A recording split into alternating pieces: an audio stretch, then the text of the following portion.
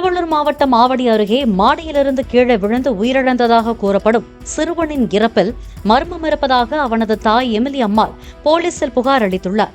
மாடியில் தென்னை மரக்கிளையை அறுப்பதற்கு வீட்டு உரிமையாளர் லிவிங்ஸ்டன் அழைத்துச் சென்றபோதுதான் தனது மகன் உயிரிழந்ததாக எமிலி அம்மாள் குற்றம் சாட்டினார். இதுகுறித்து கேட்டபோது லிவிங்ஸ்டன் முன்னுக்கு பின் முரணாக பதிலளித்ததாகவும் தலைமறைவாக உள்ள அவரிடம் விசாரணை நடத்த வேண்டும் என்றும் கண்ணீர் மல்க தெரிவித்துள்ளார். என் பேர் எமிலி அம்மாள். எனக்கு 31 வயசு. என் கணவர் ஆட்டோ ஓட்டுறாரு. அவருக்கு 38 வயசு. என் பையன் ஞாயிற்றுக்கிழமை விளையாடிட்டு இருந்தான் சைக்கிளில். திடீர்னு கீழே விழுந்துட்டான் பையன். உங்கள் பையன்தான் அந்த தெருவில் விழுந்திருக்கான்னு சொன்னான்னு எடுத்து எதுவுமே இல்லை, மூஞ்சி எல்லாம் மாறி போயிடுச்சு அவனுக்கு. நாங்கள் போய்ட்டு ஹாஸ்பிட்டலுக்கு அவனை காப்பாற்றணும். ஆனால் விழுந்த உடனே ஸ்பாட்லேயே அவன் இறந்து போயிட்டான். அப்புறம் பசங்களை விசாரித்து பார்த்தாங்க. அங்கே போலீஸ்காரங்க போய் பார்த்துருக்காங்க. 2 பசங்க வாக்குமூலம் கொடுத்துருக்காங்க. நாங்கள் விளையாடிட்டு இருந்தோம் ரோட்டில். அந்த அங்கிள் கூப்பிட்டாரு, அந்த வீட்டு ஓனர் ஹவுஸ் ஓனர் லிவிங்ஸ்டனு, வீடு க்ளீன் பண்ணணும் அப்படின்னு.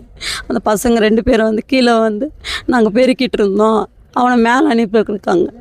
அந்த ஓலெல்லாம் எடுத்து போட சொல்லியிருக்காங்களா என்னன்னு தெரியல. தென்னை மரத்தில் அதுலேருந்து விழுந்திருக்கேன். நான் எதுவுமே தெரியல.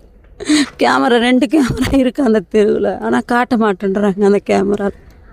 இதுக்கு என் பையன் விழுந்த மாதிரி இனிமேட்டு யாருக்கும் அந்த மாதிரி நடக்கக்கூடாது. இதுக்கு நீங்கள் தான் எடுக்கணும். எனக்கு 3 பொண்ணு, ஒரே ஒரு பையன்தான் அவன். அந்த பையன் இந்த மாதிரி ஆகிட்டான். அவ்வளோ தூரத்தில் தான் அவன் எப்படி காத்தாடி எடுக்க போவான். சைக்கிள் மிதிச்சிருந்தான் ஒரு ரோட்டில். எப்படி மேலே போனான் அது எந்த விவரமே தெரியல, சரியாக சொல்ல மாட்டேன்றாங்க. ஆனால் போலீஸ்காரங்க அந்த கேமராவை எடுத்துகிட்டு போயிட்டாங்களா, அதில் இருக்க ரிப்போர்ட். ஆனால் காட்ட மாட்டேன்றாங்க.